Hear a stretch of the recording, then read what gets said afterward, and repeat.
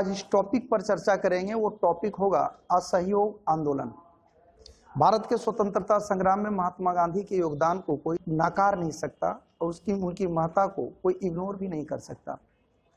1920 के असहयोग आंदोलन की रूपरेखा का बुनियाद क्या 1920 में तैयार हुआ था? इस चीज को जानने के लिए हमको इतिहास के पन्नों के पिछले अध्याय में आना होगा। 1919 की सबसे बड़ी घटना थी जालियांवाला बाग हत्याकांड। ये जालियांवाला बाग हत्याकांड मानवता को शर्मसार कर देने वाली एक अनोखी दास्तां थी, जिसमें ब्रिटिश हुकूमत ने अपनी क्रूरता की सारी हदों को लांघा था। एक ऐसी घटना थी जिसमें ब्रिटिश हुकूमत ने निरीह बच्चों के ऊपर, महिलाओं के ऊपर गोली चलाया था। और इसी 1919 में जालियांवाला बाग हत्याकांड के लिपापोती के लिए हंटर आयोग का भी गठन किया गया, तो कांग्रेस ने भी अपनी एक जांच कमेटी बनाई थी।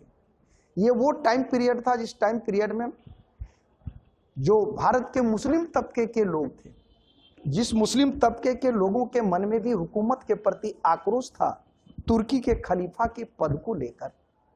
और यहीं से एक आंदोलन का बुनियाद पड़ता है जिसका नाम है खिलाफत आंदोलन।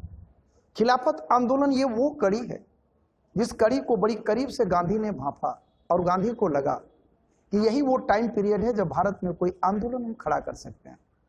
तभी गांधी ने यंग इंडिया में एक लेख लिखा था। वो लेख यह था कि अगर आवाम की जनता हमें 1 साल तक सहयोग दे तो मैं निश्चित रूप से इस देश को आजादी दिला दूंगा। क्योंकि ये लेख गांधी का था। सबों के अंदर एक विचारधारा सी कौंधी कि गांधी आखिर ऐसा करेंगे क्या जिससे 1 साल के अंदर अंदर देश को आजादी मिल जाएगी। उत्सुकता चरम पर थी। यह स्टेटमेंट कोई साधारण व्यक्ति का नहीं था, एक अनोखे व्यक्तित्व के धन इंसान का था। क्योंकि जिस प्रकार राम के बगैर रामायण अधूरा है, वैसे ही भारत का स्वतंत्रता संग्राम कांग्रेस के बगैर अधूरा है। क्योंकि कांग्रेस एक कोई पार्टी नहीं थी, कांग्रेस एक ऑर्गेनाइजेशन है, कांग्रेस एक संगठन है। और कांग्रेस के सहयोग लिए बगैर कोई आंदोलन आरंभ नहीं किया जा सकता। यही कारण था कि कलकत्ता में विशेष अधिवेशन, मैं तमाम प्रतियोगियों को यहाँ आगाह करके कह रहा हूं कि यह वार्षिक अधिवेशन नहीं है, यह विशेष अधिवेशन है। इस विशेष अधिवेशन का आयोजन कलकत्ता में किया गया, जिसकी अध्यक्षता लाला लाजपत राय ने की। और वहां पर गांधी ने अपनी विचारधाराओं को रखा। उसका प्रारंभिक तौर पर विरोध भी हुआ। विरोध करने वालों में CR दास भी थे, मोहम्मद अली भी थे, क्योंकि गांधी का कहना था कि हुकूमत को किसी मोर्चे पर हम सहयोग नहीं करेंगे। बच्चे स्कूल को नहीं जाएंगे, युवा तबका कॉलेज को नहीं जाएगा, नौकरी पेशा वाले लोग नौकरी को छोड़ देंगे, हुकूमत बेबस और लाचार हो जाएगी और देश को आजादी मिल जाएगी। और इस प्रस्ताव को पारित करने के लिए वोटिंग का सहारा लेना पड़ा। और ये प्रस्ताव बहुत मामूली अंतर से ये प्रस्ताव पारित हो सका। और सच कहा जाए तो यहीं से एक नए युग की शुरुआत होती है, जिसको इतिहास के पन्नों में गांधी युग कहते हैं। गांधी के द्वारा आरंभ किया गया इस आंदोलन की शुरुआत यहाँ से होती है। बच्चे स्कूल को छोड़ते हैं, युवा तबका कॉलेज को छोड़ता है, नौकरी पेशा वाले लोग नौकरी को छोड़ते हैं, सरकार के द्वारा दी गई उपाधियों को लौटाने का सिलसिला चल निकला। संपूर्ण भारत में महात्मा गांधी के इस आंदोलन का सर्वाधिक प्रभाव उत्तर भारत में पड़ा, दक्षिण भारत में इसका प्रभाव कम पड़ा। उन दिनों भारत के वायसराय चेम्सफोर्ड थे और चेम्सफोर्ड मौन और गौन दोनों हो गए। कारण यह था कि इस पूरे आंदोलन में आंदोलन का स्वरूप अहिंसक था। सत्याग्रही अहिंसक थे। सत्याग्रही चूंकि अहिंसक थे तो अहिंसकों के ऊपर अगर गोली चलाती हुकूमत तो आवाम की आम जनता चीख कर कहती कि देखो हुकूमत कितनी जालिम है कि निहत्थों पर वार करती है। और अगर उन लोगों के ऊपर कोई कानूनी कार्यवाही नहीं किया जा रहा था, उसके कारण आंदोलन दिन प्रतिदिन आगे बढ़ता चला जा रहा था। हुकूमत की अपराजित छवि कि हमको कोई हरा नहीं सकता, गांधी के अहिंसक कदमों ने हुकूमत की इस रणनीति को ताड़ ताड़ करके रख दिया। लेकिन देखते ही देखते 1 साल की समयावधि बीत गई।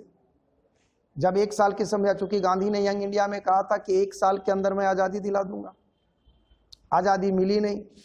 युवा तबका गांधी से पूछना आरंभ किए कि आजादी मिली नहीं, अब क्या कदम उठाया जाना चाहिए। तो गांधी ने कहा कि रुको, एक नए आंदोलन की शुरुआत हम करते हैं, लेकिन इस दरमियान अहिंसा के व्रत का पालन जी जान से करते रहना। 1922 का कालखंड है। आधुनिक उत्तर प्रदेश देवरिया चौरा चोरी थाने के पास सत्याग्रहियों का एक जत्था जा रहा है।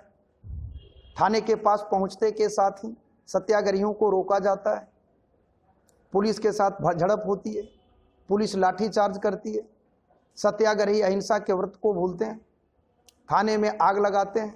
21 सिपाही और एक दारोगा, कुल मिला के 22 की निर्ममता पूर्वक वहीं हत्या कर दी जाती है, जला दिया जाता है। इस घटने का एग्जैक्ट डेट है 5 फरवरी 1922। जब गांधी को इस बात की जानकारी मिली तो गांधी ने 12 फरवरी 1922 को इस आंदोलन को स्थगित कर दिया। स्थगन की कटु आलोचना हुई। मोतीलाल नेहरू ने कहा कि अगर गलती कश्मीर करे तो इसकी सजा कन्याकुमारी को नहीं मिलनी चाहिए। सुभाष चंद्र बोस का स्टेटमेंट था, जब भारत आजादी के मुहाने पर खड़ा था, आंदोलन चरम रूप को छाया हुआ था, उस वक्त आंदोलन को नहीं रोका जाना चाहिए था। आज भी ये समीक्षा का विषय बनता है कि गांधी का ये कदम सही या गलत। आलोचनाएं होती है, होनी भी चाहिए, लेकिन हमें लगता है कि गांधी का ये स्टेटमेंट अक्षरांश सही था। ये 2019 का भारत नहीं है, ये 1919 का भारत है, जहां एजुकेशन नहीं है, जहां स्कूलिंग नहीं है, जहां कॉलेज नहीं है, भरपेट अनाज लोगों को आसानी पूर्वक मुहैया नहीं होता। उस राष्ट्र में राष्ट्र के लिए सड़कों पर निकलना ये बहुत बड़ी बात थी, और ये काम गांधी के अहिंसा के व्रत ने कराया। आज लोग बोलते हैं कि अहिंसावाद की और गांधीवाद की उतनी आवश्यकता नहीं है। सच्चाई तो यही है कि गांधी का विजन युगों युगों तक बना रहेगा। ये नंग धड़क जनता सड़कों पर निकल सकी थी सिर्फ इसलिए क्योंकि ये अहिंसा की नीति पर आधारित था। हुकूमत आक्रमण कर नहीं सकी क्योंकि वो पूरी आंदोलनकारी अहिंसक थे। और अभी तक 1920 से 22 तक आंदोलन सिर्फ इसलिए चला क्योंकि इसका स्वरूप अहिंसक था। ब्रिटिश हुकूमत को कोई बहाना मिल नहीं पा रहा था, और 1922 के 5 फरवरी 1922 के चौरा चोरी कांड ने ब्रिटिश हुकूमत को बैठे बैठे एक बहाना दे दिया।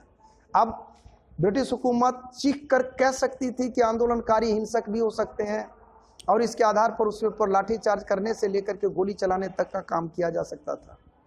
सत्याग्रहियों को गिरफ्तार करके जेलों में डाला जा सकता था, और इसका प्रभाव यह पड़ता कि भविष्य में किसी के भी आह्वान पर लोग सड़कों पर नहीं उतरते। ये बहुत बड़ी बात थी। ये संपूर्ण चरित्र है असहयोग आंदोलन का। मैं अपनी आवाज़ को यहाँ विराम देना चाहूँगा, लेकिन के पहले मैं एक बात आप ही लोगों को एक क्वेश्चन छोड़ रहा हूँ। अभी हमने 1922 की बात की, और 22 में कहा कि गांधी ने महज 22 सिपाहियों की हत्या किए जाने के कारण गांधी ने आंदोलन को रोक दिया, ये कहते हुए कि आंदोलन हिंसक हो चुका है।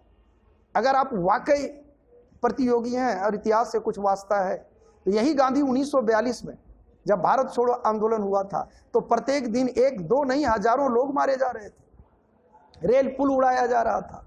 पटना सचिवालय कांड इसका उदाहरण है। गांधी के ऊपर दबाव बनाया गया कि बापू ये आंदोलन हिंसक हो चुका है और आप अहिंसा के पुजारी हैं। 1922 में महज 22 सिपाहियों की हत्या के कारण आपने आंदोलन को स्थगित किया था, और आज जब 1942 में आंदोलन जब इतनी बड़ी हिंसक झड़प हुई है, आपके द्वारा आह्वान किया गया था अंग्रेजों भारत छोड़ो, करो या मरो का नारा दिया, और ये आंदोलन 100% हिंसक हो चुका है। एक बार कम से कम आप अपील तो कर दो कि आंदोलन हिंसक हो चुका है, इसलिए मैं आंदोलन 1942 का स्थगित करना चाहता हूं। लेकिन गांधी ने एक बार भी ऐसा नहीं किया। अब आप बतलाओ कि गांधी हिंसक कि गांधी अहिंसक। मैं ये वीडियो YouTube में डाल रहा हूं और आपसे ये उम्मीद करता हूं कि आप लाइक करो, डिसलाइक करो, सब्सक्राइब करो, कुछ तो करो। ये फंडामेंटल राइट है। हर एक सब्जेक्ट का क्रमशः वीडियो और नजरिया ये दोनों दिया जाएगा। जरा नजरिए की बात कर लूं तो मैं ये बतला दूं कि मैं स्वयं संस्थान चलाता हूं, लेकिन मैं इस विचारधारा का कट्टर पक्षधर रहा हूं कि कोई भी संस्थान किसी को पास कराता नहीं है। पढ़ना आपको पड़ेगा। हाँ, आपका कोच अगर सही है और दिशा और दशा दोनों सही दिशा में दे रहा हो तो चलना आपको पड़ेगा। इसलिए आप 100% सेल्फ स्टडी और इंस्टीट्यूशन के द्वारा दिए गए डायरेक्शन को समय समय पर परखते रहें। आपके अंदर भक्ति होनी चाहिए, अंधी भक्ति किसी पर होनी नहीं चाहिए, और यही विनाश का कारण बनता है। मैं समय समय पर मिलता रहूंगा YouTube चैनल में। मेरे चैनल का नाम है tigers competition point. GK and GS. अन्य सब्जेक्ट भी बहुत जल्द उपलब्ध होगा, हर सब्जेक्ट का वीडियो होगा। आप निश्चित रूप से अगर मेरा उठाया हुआ ये कदम सराहनीय हो तो लाइक करें, सराहनीय ना हो तो डिसलाइक करें। कमेंट्स ऐसा धारदार और जानदार करें कि या तो हमें बदलाव आए या फिर मैं बोलना बंद कर दूं। जय हिंद, जय भारत।